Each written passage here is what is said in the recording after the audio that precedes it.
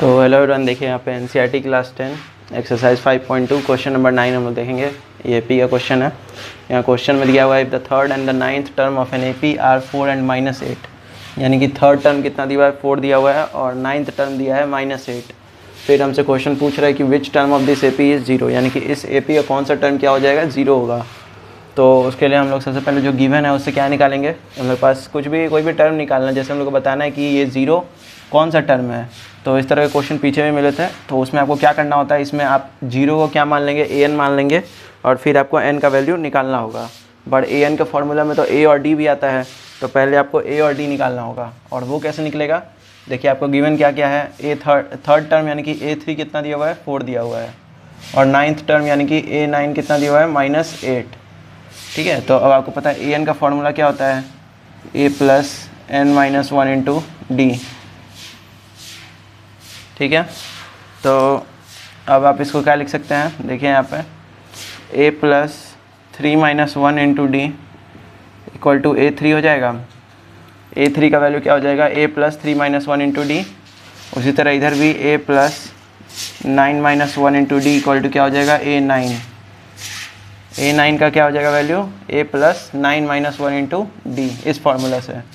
अब देखिए ये हो जाएगा a + 2d, और a3 का वैल्यू क्या है, 4।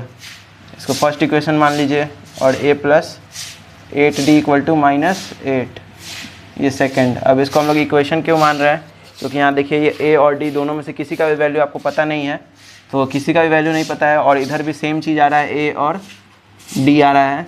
तो अगर आप इस दोनों इक्वेशन को सॉल्व करेंगे तो आपको क्या मिल जाएगा, a और d का वैल्यू मिल जाएगा।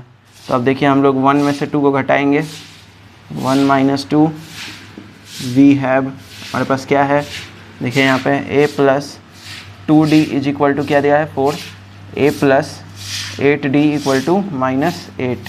अब माइनस करिएगा तो साइन चेंज हो जाएगा, तो ये a और a कट गया, और इधर ये हो गया -8 में से 2 घटेगा तो क्या, 8 में से 2 हटाएंगे तो हो जाएगा 6d, और यहाँ माइनस का साइन लगेगा क्योंकि 8 बड़ा है। अब देखिए यहाँ पर भी ये प्लस हो चुका है, तो 8 में 12 ऐड करिएगा तो क्या हो जाएगा, 8 में 4 ऐड करेंगे तो हो जाएगा 12।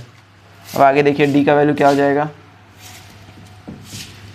d का वैल्यू क्या हो जाएगा, d का वैल्यू हो जाएगा 12/-6, यानी कि d का वैल्यू आ गया कितना, -2। d का वैल्यू आ गया -2, तो यहाँ रख दीजिए। तो a + 2 इंटू -2 इक्वल टू 4, यह फ्रॉम 1। इक्वेशन 1 से हमारे पास क्या है, इक्वेशन 1 से ये a + 2d है, तो d की जगह पर हमने क्या रख दिया, -2, तो a - 4 इक्वल टू 4 हो जाएगा। आगे देख लीजिए यहाँ पे, तो a इज इक्वल टू क्या हो जाएगा, 4 + 4, यानी कि a का वैल्यू क्या आ गया, 8 आ गया। a का वैल्यू क्या आया, 8 आया। यहाँ देखिए यहाँ d का वैल्यू निकला। फिर हमने फ्रॉम इक्वेशन 1 से, इक्वेशन 1 में क्या था, a + 2d इक्वल टू 4, तो यहाँ पे हमने d का वैल्यू रखा, तो a - 4 इक्वल टू 4, ये -4 इधर जाएगा तो क्या बन जाएगा, +4 बन जाएगा। तो a का वैल्यू कितना आ गया, 8।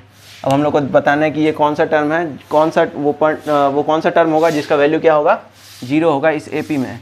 तो हम लोग क्या मानेंगे, लेट करेंगे यहाँ पे an इक्वल टू 0। ठीक है, अब an का फॉर्मूला क्या होता है, a + n-1 इंटू डी, और इधर 0 ही रहने देते हैं। अब देखिए यहाँ पे आप जो जो निकाल चुके हैं वो रख दीजिए। तो a आप निकाले हैं 8 + n ही आपको पता करना है कि ये 0 कौन सा नंबर का टर्म है, और d आपने निकाला है कितना, -2 इक्वल टू 0। अब देखिए यहाँ पे 8 हो गया। अब -2 से n में गुना करिएगा तो क्या हो जाएगा, -2n, ये हो गया माइनस प्लस 2 × 1 = 2।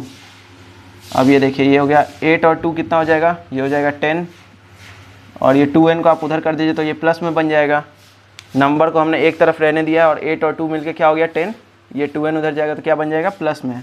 अब देखिए n का वैल्यू यहाँ से क्या होगा, ये 10 ये 2 की तरह आ जाएगा, नीचे आ जाएगा, इधर मल्टीप्लाई में है तो 2 × 5 = 10, यानी कि n का वैल्यू क्या आ गया, 5। मतलब 5वां टर्म का वैल्यू क्या होगा, 0 होगा इसका। तो यही आपका आंसर है, क्योंकि यहाँ क्वेश्चन में पूछा था कि कौन सा टर्म होगा जो जिसका वैल्यू क्या होगा, 0। तो आप यहाँ लिख दीजिए hence a5 is equal to 0। a5 का वैल्यू क्या हो जाएगा, 0 हो जाएगा। तो इस वीडियो में इतना ही था। वीडियो पसंद आया तो वीडियो को लाइक करिए और चैनल को सब्सक्राइब करिए।